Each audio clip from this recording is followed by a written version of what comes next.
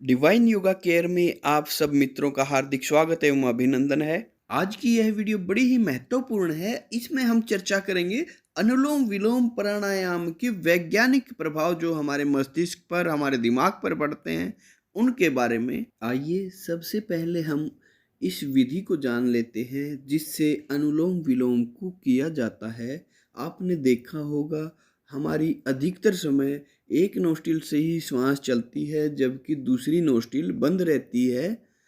आपकी नोस्टिल का जो भाग बंद है उस पर अंगूठा लगाएं और उसको पूरी तरह से बंद कर लें। अधिक दबाव ना दें, हल्के से अंगूठा लगाकर सिर्फ वायु का प्रवेश रोक दें। जिस नोस्टिल से आपकी श्वास चल रही है उसी नोस्टिल पर आपका ध्यान लेकर जाएं और इसी नोस्टिल से धीरे धीरे लंबा और गहरा श्वास अपने भीतर भर लें। जब श्वास पूरी तरह से भीतर आ जाए तो जो बंद नोस्टिल है उसको खोल दें और दूसरी नोस्टिल को बंद कर दें और जो नोस्टिल अभी खोली है उससे अभी धीरे धीरे श्वास को बाहर निकाल दें। दूसरी नोस्टिल को तर्जनी उंगली की सहायता से बंद कर दें। अब जिस नोस्टिल से आपने श्वास बाहर निकाला है उसी से श्वास को भीतर भरें। धीरे धीरे लंबा गहरा श्वास भीतर भरें। श्वास को भीतर भरते हुए आपने विशेष ध्यान रखना है कि कोई एक्सटर्नल फोर्स इसमें ना लगाएं। बिल्कुल सामान्य अवस्था में जैसे हम श्वास लेते हैं वैसे ही श्वास को भीतर भरना है और श्वास को लंबा और गहरा हमने रखना है। जब श्वास पूरी तरह से अंदर आ जाए तो बंद नोस्टिल से अंगूठा हटाकर बहुत ही धीरे धीरे श्वास को बाहर निकाल दें। इस प्रकार से आपका एक साइकिल पूरा हो गया है। आपने अनुलोम विलोम प्राणायाम का एक चक्कर पूरा कर लिया है।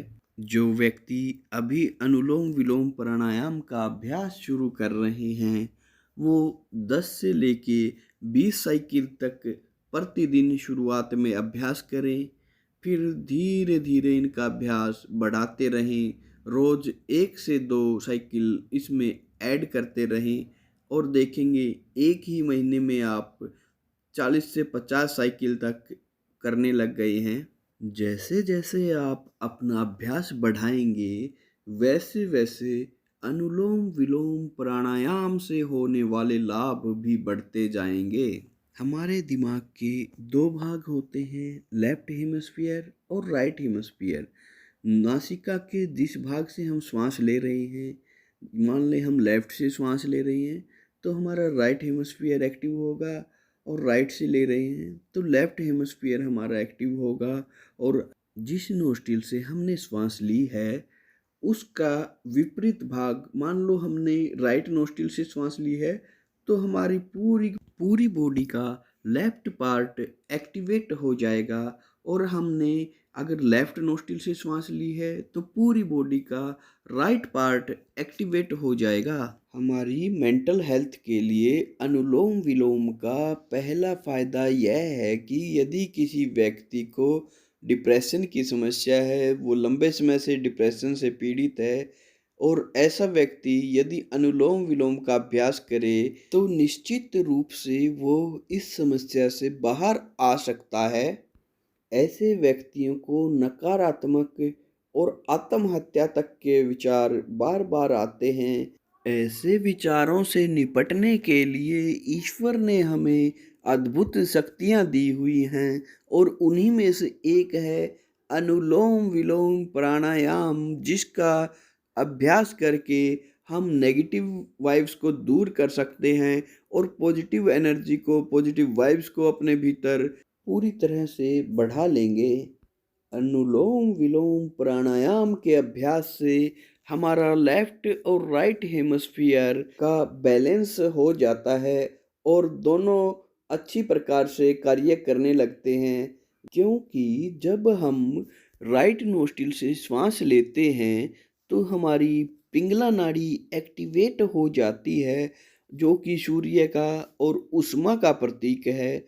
जब हम लेफ्ट नोस्टिल से श्वास लेते हैं तो हमारी ईड़ा नाड़ी एक्टिवेट हो जाती है जो चंद्रमा का और शीतलता का प्रतीक है। इन दोनों का बैलेंस जब होता है तब हमारी सुषुम्ना नाड़ी एक्टिवेट हो जाती है। और जब हमारी सुषुम्ना नाड़ी एक्टिवेट हो जाती है तो उसके 15 से 20 दिन के अभ्यास से ही आत्महत्या जैसे नकारात्मक विचार धीरे धीरे करके कम होने लग जाते हैं। और लगभग 100 दिन के अभ्यास से ऐसे विचार पूरी तरह से समाप्त हो जाते हैं। जब हमारी सुषुम्ना नाड़ी एक्टिवेट हो जाती है तो इसके कुछ विशेष लाभ भी हमारे को प्राप्त होते हैं। जैसे हमारे भीतर धैर्य बढ़ जाता है, हम सहनशील हो जाते हैं, कार्य करने का दृढ़ निश्चय हम करने लग जाते हैं। जो भी कार्य करते हैं उसको ठान करके और पूरा करके ही दम लेते हैं। तीसरा फ़ायदा यह होता है कि हमारे जो निर्णय होते हैं अधिकतर सही होते हैं। हमारे मस्तिष्क की जो क्षमता है वो बहुत अधिक बढ़ जाती है। क्रिएटिविटी काफ़ी हद तक बढ़ जाती है, नए-नए प्रयोग करने में ऊर्जा लगती है, व्यक्ति का पूरा दिन उत्साहित रहता है, आलस उसके आसपास नहीं फटकता और शरीर में स्फूर्ति बनी रहती है। मस्तिष्क पूरी तरह ऊर्जावान और शक्तिशाली बन जाता है।